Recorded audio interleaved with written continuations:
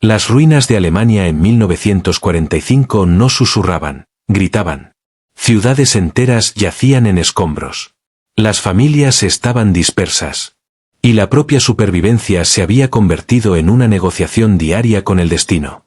En ese mundo destrozado marcharon los soldados estadounidenses, aclamados como libertadores por algunos, temidos como conquistadores por otros. Y aunque muchos solo llegaron para imponer la paz y regresar a casa, la historia cuenta un relato mucho más complejo. Uno que las mujeres alemanas cargaron en silencio durante décadas. Es un hecho poco conocido que las autoridades militares estadounidenses emitieron en abril de 1945 órdenes estrictas prohibiendo la confraternización entre soldados americanos y civiles alemanes. La razón era clara: Washington temía no solo posibles escándalos, sino también que las tropas se ablandaran con las mismas personas contra las que habían luchado. Sin embargo, para el verano, esas reglas ya se estaban desmoronando. Soldados y mujeres alemanas comenzaron a interactuar, a veces por curiosidad, a veces por necesidad, y con frecuencia, por pura desesperación. Aquí aparece el primer hecho innegable: la destrucción de Alemania creó un vacío social. Casi 7 millones de hombres alemanes estaban muertos, desaparecidos o prisioneros de guerra. En pueblos y ciudades, las mujeres superaban en número a los hombres de forma abrumadora. Muchas eran viudas o madres solteras, obligadas a encontrar comida para sus familias como fuera posible. Ese desequilibrio se convirtió en el trasfondo no dicho de cada encuentro entre un soldado estadounidense y una mujer alemana. Y aquí viene un detalle curioso que pocos conocen: los cigarrillos, no los dólares, eran la verdadera moneda en la Alemania ocupada. La ración mensual de cigarrillos de un soldado podía intercambiarse por suficiente comida para sostener a una familia. Café, chocolate y medias de nylon le seguían de cerca. Imagina el desequilibrio de poder. Un soldado raso recién salido de la preparatoria podía llegar a un pueblo en ruinas y de pronto tener más poder de negociación que el propio alcalde. Los historiadores aún discuten si esos encuentros fueron principalmente explotadores o consensuales. Una mujer alemana que aceptaba chocolate a cambio de compañía estaba eligiendo libremente, o la forzaban el hambre y las circunstancias. Los documentos son ambiguos. En las memorias alemanas se habla de matrimonios del hambre, relaciones construidas no en el afecto, sino en la supervivencia. Los archivos estadounidenses, en cambio, minimizan los escándalos y prefieren destacar actos de bondad o matrimonios que duraron décadas. Un ejemplo claro fue Berlín, donde miles de mujeres buscaron protección y alimento a través de contactos con los americanos. Incluso mientras los soldados soviéticos aterrorizaban a los civiles en los sectores del este, la presencia de los estadounidenses parecía un salvavidas para muchas. Y sin embargo, incluso allí quedaba la duda: ¿era amor o era una transacción disfrazada de afecto? Los comandantes pronto se dieron cuenta de que las prohibiciones eran imposibles de hacer cumplir. Lo que empezó como una ley militar estricta se convirtió poco a poco en una realidad tolerada. Pero con ello llegaron los escándalos. Rumores que corrían entre las ruinas: los soldados estadounidenses no eran solo libertadores, sino también participantes en una economía de supervivencia no declarada. Si la primera etapa fueron susurros entre ruinas, la siguiente tomó forma en raciones, chocolate y cigarrillos. Objetos tan comunes para un soldado se convirtieron en tesoros codiciados en la Alemania destruida. No eran los marcos alemanes los que dictaban la supervivencia en 1945, sino los bolsillos de los soldados, tintineando con barras de Hersey y cajetillas de Lucky Strike. En julio de 1945, las raciones estadounidenses incluyeron oficialmente productos de intercambio como cigarrillos, goma de mascar y café. Aunque estaban pensados para la moral de las tropas, rápidamente inundaron los mercados negros de toda Alemania. Un cigarrillo podía pagarte un tranvía, un paquete una gallina, y una caja entera varios meses de renta. El propio ejército reconocía que sus raciones se habían convertido en la moneda del país. El chocolate Hersey, que los soldados solían repartir sin mayor importancia, fue recordado durante décadas por los niños alemanes. Para los adultos, la memoria era más amarga.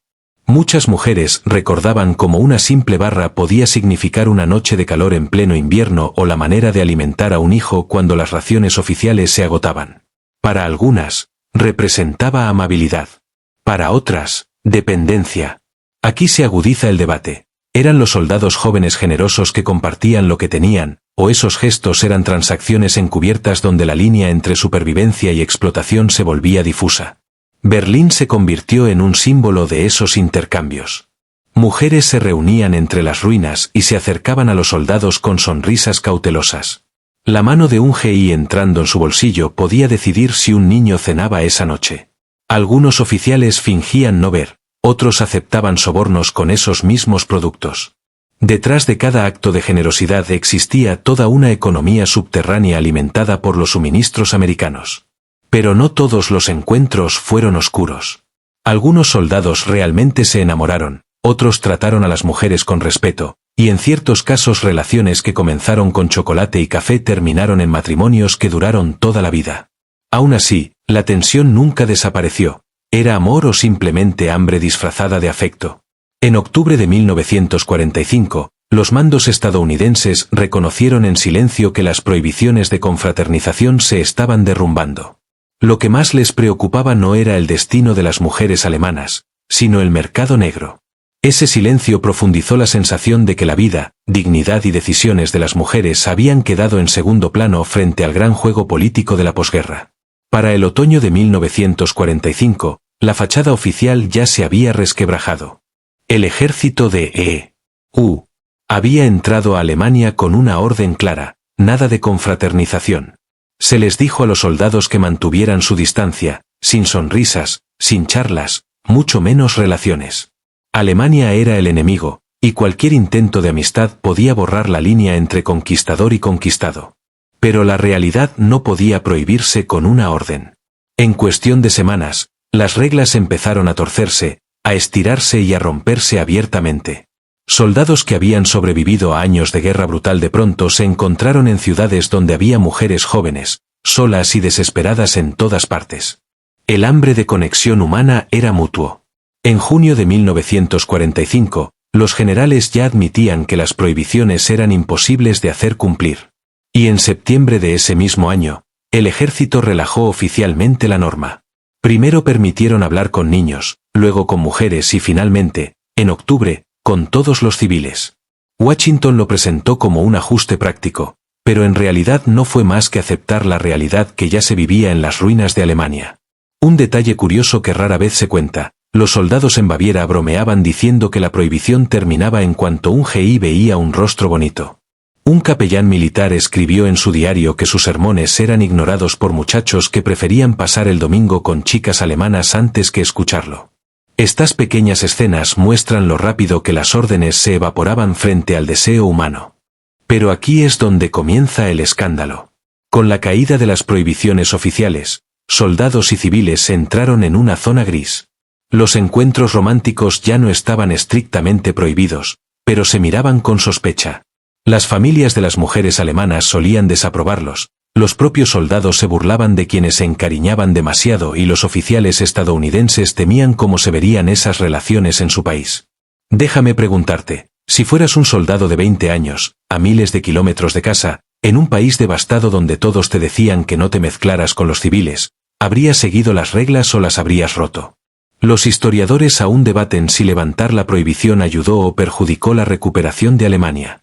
Algunos dicen que redujo el mercado negro porque las relaciones ya no tenían que esconderse. Otros argumentan que legitimó vínculos de supervivencia que nunca debieron tolerarse. La verdad está en algún punto intermedio, envuelta en historias que rara vez se contaron abiertamente. Un ejemplo ilustra bien la tensión. En Frankfurt, los oficiales estadounidenses encontraron apartamentos enteros donde mujeres vivían con soldados, cocinando y limpiando a cambio de comida y protección. Técnicamente, ya no estaba prohibido. Sin embargo, borraba la línea entre compañía y servidumbre. La policía militar solía hacerse de la vista gorda, salvo que los escándalos se volvieran demasiado visibles. El levantamiento de la prohibición también provocó debates en Washington. Algunos senadores temían que sus muchachos terminaran casándose con el enemigo. No pasó mucho antes de que la prensa estadounidense recibiera reportes de miles de matrimonios entre GIs y mujeres alemanas, alimentando la controversia. La ocupación estaba generando reconciliación o un colapso moral. La verdad era más simple, pero también más oscura. Las reglas de la ocupación habían pasado de ser órdenes estrictas a algo más fluido, moldeado por el hambre, la soledad y el deseo. Y una vez cruzada esa línea, ya no hubo marcha atrás. A finales de 1945, la supervivencia en Alemania ocupada no se medía en discursos ni en reformas políticas, sino en calorías.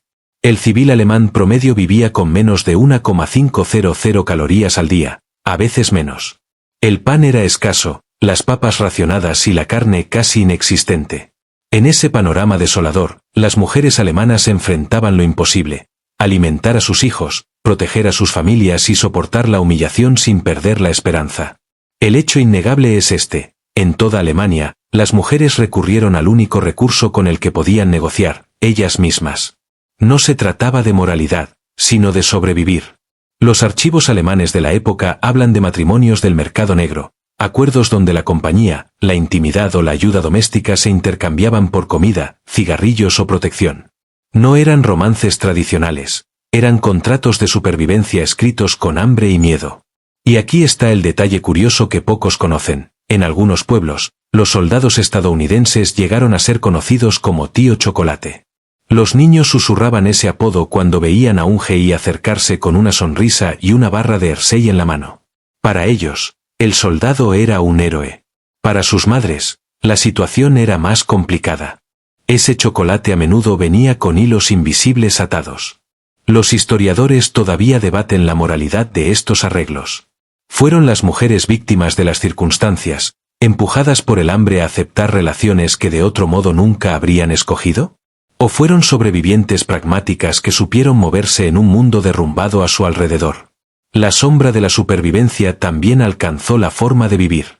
En ciudades como Múnich y Frankfurt, muchas mujeres se mudaron a cuarteles americanos o compartieron apartamentos con soldados, a menudo por invitación de ellos. Estos hogares informales borraban toda línea entre ocupantes y ocupados. Los soldados las llamaban novias de guerra, incluso cuando el matrimonio nunca se mencionaba. Para las mujeres, significaba un techo y comidas calientes.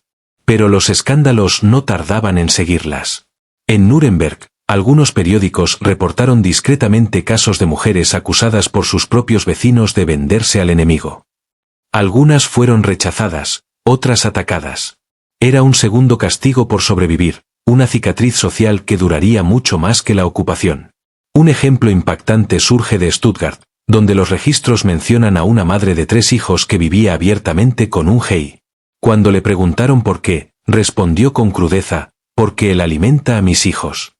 Esa honestidad refleja la esencia de la época, la supervivencia despojada de ilusiones. Los propios estadounidenses estaban divididos. Algunos soldados se encariñaron de verdad, enviaban dinero a casa o incluso pedían visas de matrimonio. Otros solo lo veían como un consuelo temporal en tierras extranjeras. La jerarquía militar intentó regularlo, pero la verdad era sencilla: la supervivencia creaba relaciones que ninguna ley podía detener. Y sin embargo, detrás de cada historia de chocolate, cigarrillos y calor había un silencio. El silencio sobre el costo de la dignidad, de la confianza y de un futuro en el que las mujeres siempre se preguntarían si fue su elección o si fue el hambre quien eligió por ellas. Cuanto más avanzamos en los años de ocupación, más oscuras se vuelven las sombras. Por cada relato de bondad, corrían susurros de escándalos, casos que el ejército estadounidense prefería enterrar en archivos clasificados antes que exponer a la luz. Oficialmente, los soldados americanos representaban la democracia y la libertad. Extraoficialmente, ciertas conductas dejaban una estela de vergüenza que tanto civiles alemanes como oficiales estadounidenses batallaban por enfrentar. He aquí un hecho innegable: entre 1945 y 1947, los tribunales militares estadounidenses en Alemania juzgaron a miles de soldados por delitos que iban desde el comercio ilegal en el mercado negro hasta actos de violencia contra civiles. Algunos de esos casos involucraban a mujeres, pero la justicia de posguerra era difusa. Aunque los números eran pequeños en comparación con el tamaño del ejército, cada caso resonaba como un trueno en ciudades ya sumidas en el trauma. Aquí está el detalle curioso que pocos conocen: muchos de estos juicios se ocultaron deliberadamente de la prensa estadounidense. Los reportes se suavizaban o quedaban archivados bajo acceso restringido. De hecho, en 1946 el ejército creó una categoría especial de juicios no públicos para los casos delicados, sobre todo aquellos que involucraban escándalos de fraternización o conductas inapropiadas hacia mujeres alemanas. Era un intento de preservar la imagen del GI como libertador, pero la verdad se negaba a quedar enterrada. En Kassel, un grupo de mujeres testificó contra varios soldados que habían abusado de su confianza. La población local exigió castigos severos. Pero cuando meses después las sentencias se redujeron en silencio, los rumores de favoritismo se propagaron. ¿Hubo justicia real o solo se protegió la reputación? Los historiadores siguen en desacuerdo. Algunos dicen que el ejército actuó con justicia al castigar a los suyos. Otros aseguran que la indulgencia era sistémica, diseñada para blindar la imagen de Estados Unidos antes que proteger a las mujeres de Alemania. Hubo también escándalos más suaves, menos sobre violencia y más sobre percepción. Los periódicos alemanes se burlaban al ver soldados estadounidenses desfilando con jóvenes alemanas del brazo, mientras los hombres de Alemania aún languidecían en campos de prisioneros. ¿Así es como se ve la liberación?, preguntaba con amargura un editorial. Para muchos alemanes, ver a sus hermanas e hijas junto a His era como echar sal en una herida que todavía sangraba. El propio ejército estaba dividido. Algunos comandantes insistían en que la disciplina debía ser estricta. Cualquier conducta indebida era una mancha en el honor de América. Otros toleraban en silencio las relaciones, argumentando que mantenían a los hombres tranquilos y reducían la fricción con los civiles. El resultado fue una política llena de contradicciones, castigos en una región, silencio en otra, todo dependiendo de quien estuviera al mando. Una historia particularmente escandalosa proviene de Heidelberg en 1946, donde se decía que un coronel conocido protegía a los soldados que se portaban mal, siempre que fueran buenos combatientes. Los locales alemanes lo susurraron durante años, aunque no quedó registro oficial. ¿Fue verdad o solo otro rumor en una ciudad en ruinas? Esa incertidumbre misma se convirtió en parte del legado. Lo que no se puede negar es esto: los soldados estadounidenses en Alemania vivieron en un espacio entre salvadores y pecadores. Traían comida, esperanza y cigarrillos. Pero también dejaron cicatrices, algunas visibles, otras ocultas en el silencio. Y en ese silencio germinó una pregunta incómoda: ¿quién escribe la historia, los vencedores o quienes sufrieron en silencio? Para 1946, las líneas entre supervivencia y afecto estaban tan difusas que incluso los propios involucrados tenían dificultades para definir lo que ocurría. ¿Era amor o necesidad? ¿Un nuevo comienzo o solo un arreglo temporal hasta la siguiente cartilla de racionamiento? Para miles de mujeres alemanas y soldados estadounidenses, la verdad estaba en un punto intermedio, mitad romance, mitad transacción. He aquí un hecho innegable: entre 1945 y 1950, más de 20,000 mujeres alemanas se casaron con His estadounidenses y eventualmente emigraron a Estados Unidos. Algunos de esos matrimonios florecieron en uniones de por vida, con hijos que después se llamarían bebés de la ocupación. Otros se derrumbaron apenas tocaron suelo americano, dejando a mujeres abandonadas en una tierra extraña.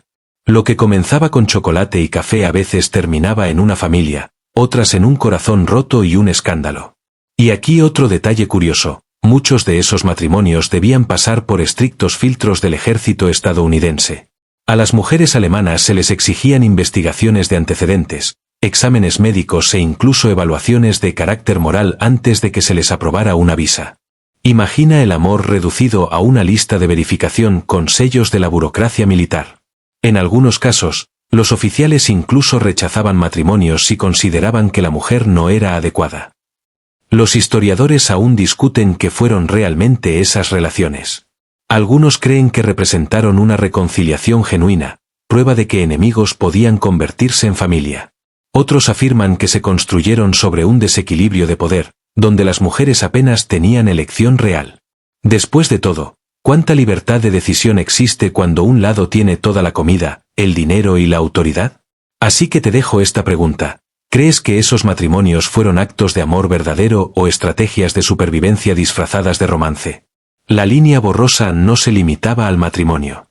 También marcaba los encuentros cotidianos. En el Berlín en ruinas, mujeres recordaban sentarse con His en cafés, tomando café americano y fingiendo, aunque fuera por un momento, que el mundo volvía a ser normal. Pero detrás de las risas estaba la certeza de que al día siguiente el hambre regresaría. Algunos soldados también lo sabían, confesando en cartas a casa que no estaban seguros de si las mujeres los querían a ellos o a sus raciones. Y aún así, el amor existió. Los diarios de ambos lados cuentan historias de afecto genuino, soldados que protegieron a mujeres del acoso, mujeres que cuidaron de soldados enfermos. Eran relatos más silenciosos, menos escandalosos. Pero esas historias coexistían con relatos de traición y explotación. La Alemania ocupada no era blanco y negro. Era una gama completa de grises. Un ejemplo conmovedor ocurrió en 1947, cuando un soldado estadounidense de Ohio se casó con una viuda alemana en Frankfurt. Más tarde escribió que ella nunca le pidió regalos ni dinero. La amaba porque reía en una ciudad que había olvidado cómo reír, dijo. Permanecieron casados durante 50 años. Pero por cada historia como la suya, había otra de un soldado que desaparecía sin despedirse, dejando a una mujer con nada más que vergüenza y un hijo señalado como hijo de un gay. Al final, fueran amor, ilusión o transacción, esas relaciones fueron reales y dejaron huellas que durarían mucho más que la ocupación misma. A finales de los años 40, la ocupación ya no era solo una presencia militar, se había convertido en una historia cuidadosamente escrita y editada tanto por las autoridades estadounidenses como por los funcionarios alemanes. Las maquinarias de propaganda en ambos bandos trabajaban sin descanso, decidiendo qué verdad podía contarse y cuál debía enterrarse. Lo que el mundo veía no siempre era lo que ocurría en las ruinas. El hecho innegable es que el ejército estadounidense lanzó masivas campañas de propaganda para presentar a los soldados como liberadores benévolos. Carteles, noticieros y fotos cuidadosamente montadas mostraban a los His repartiendo chocolate a niños alemanes sonrientes. Lo que no mostraban eran los matrimonios por hambre, las transacciones silenciosas o los escándalos escondidos en los archivos judiciales. El mensaje era claro. Estados Unidos quería ser recordado como el héroe, no como un ocupante con defectos. Un detalle curioso que pocos saben, en 1947, la División de Control de Información de Estados Unidos censuró en secreto a los periódicos alemanes, prohibiéndoles publicar reportes sobre crímenes cometidos por soldados americanos. Los editores recibían órdenes directas, cualquier escándalo relacionado con las fuerzas de ocupación debía eliminarse. En cambio, se les animaba a imprimir historias positivas sobre ayuda estadounidense, envíos de alimentos y esfuerzos de reconstrucción. La verdad se filtraba, titular por titular. Los historiadores aún debaten si esta censura fue necesaria para mantener el orden en una sociedad frágil o si fue simplemente una manipulación destinada a proteger la imagen de Estados Unidos a costa de la realidad alemana. Con ello persiste la incómoda pregunta: ¿quién controla la narrativa de la historia? Los funcionarios alemanes también fueron cómplices. Alcaldes locales que luchaban por reconstruir preferían mirar hacia otro lado. Para ellos, un escándalo significaba inestabilidad, y la inestabilidad traía caos. Mejor guardar silencio que arriesgarse a molestar a los ocupantes que controlaban los suministros de comida y los fondos de reconstrucción. En algunos casos, las mujeres que hablaban eran silenciadas por sus propios vecinos, acusadas de dañar la frágil relación con los estadounidenses. Pero el silencio tenía un costo. Al negarse a reconocer el lado oscuro de la ocupación, tanto estadounidenses como alemanes dejaron a miles de mujeres cargar con sus recuerdos en vergüenza y secreto. Fue un silencio que duró décadas. Solo en diarios privados, conversaciones en voz baja y más tarde en memorias, esas historias volvieron a salir a la luz. Un ejemplo claro. Una directiva de 1946 permitía a los periódicos alemanes publicar historias de abusos soviéticos, pero les prohibía estrictamente escribir sobre escándalos estadounidenses. El resultado fue una narrativa desigual. Los soldados soviéticos eran recordados como brutales, mientras que los americanos eran retratados casi exclusivamente como generosos liberadores. La verdad, mucho más complicada, quedó enterrada bajo la propaganda. Así, mientras los carteles de propaganda ondeaban sobre ciudades en ruinas, la realidad se deslizaba hacia las sombras. La reputación de Estados Unidos fue protegida, pero no las voces de las mujeres. Para principios de los años 50, cuando la ocupación estadounidense empezó a disminuir, Alemania había reconstruido una apariencia de estabilidad. Pero los ecos de aquellos primeros años de posguerra no desaparecieron. Persistieron en la memoria de las mujeres, en la vida de los hijos de padres extranjeros y en la tensión no dicha entre Alemania y sus llamados libertadores. El hecho innegable es este: en 1955, Cuando Alemania Occidental recuperó su soberanía bajo las convenciones de Bonn París, más de 90,000 hijos de padres estadounidenses vivían en Alemania. Algunos crecieron con sus padres presentes, muchos no. En una sociedad aún marcada por la guerra, estos niños cargaban con el estigma de ser hijos de la ocupación. Sus madres también llevaban cicatrices, a veces celebradas por haberse casado con americanos y escapar de la pobreza, otras veces condenadas por sus vecinos como traidoras de Alemania. Un detalle curioso, en la jerga de posguerra, a esos niños se les llamaba Army Kinder, Army como abreviatura de americano. Algunos llevaban la etiqueta con orgullo, otros con vergüenza. Los patios escolares se convirtieron en campos de batalla de identidad. Ser hijo de un GI era una bendición o un recordatorio de por vida de los pactos de supervivencia hechos en tiempos desesperados. Los historiadores aún debaten la gran pregunta: ¿cómo debe recordarse el legado de Estados Unidos en Alemania? ¿Fue una era de generosidad, en la que los soldados compartieron comida y ayudaron a reconstruir una nación quebrada? ¿O fue una ocupación marcada por silencios, escándalos y desequilibrios de poder que forzaron a las mujeres a tomar decisiones que nadie debería enfrentar? Tal vez la respuesta sea ambas cosas, y eso es lo que la hace tan incómoda. Los ecos de la ocupación también moldearon la política.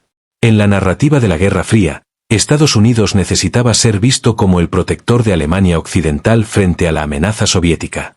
Las historias de abusos y explotación no tenían cabida en esa imagen. Así, el silencio se extendió durante décadas, roto solo cuando los sobrevivientes comenzaron a publicar memorias en los años 80 y 90. Para entonces, el mundo ya había aceptado la imagen del gay sonriente con chocolate. Las verdades más oscuras casi habían sido borradas. Pero las familias no olvidaron. En cocinas silenciosas, las mujeres contaron a sus hijas las decisiones que habían tomado. Algunas lo dijeron con orgullo: nos salvó la vida. Otras con dolor: no tuve opción. Estas confesiones privadas revelan el verdadero legado, una nación reconstruida no solo con política y economía, sino también con los sacrificios y compromisos personales de mujeres obligadas a tomar decisiones imposibles. La ocupación terminó en el papel, pero sus sombras se extendieron mucho más allá. Para Alemania, fue una historia de supervivencia y silencio. Para Estados Unidos, un capítulo de historia cuidadosamente pulido, pero nunca plenamente enfrentado. Y quizá esa sea la lección: las guerras terminan, se firman tratados, pero la forma en que los soldados trataron a las mujeres en tierras ocupadas se convierte en un recuerdo que se niega a morir. La historia de los soldados estadounidenses y las mujeres alemanas en la Alemania ocupada no es de héroes y villanos claros.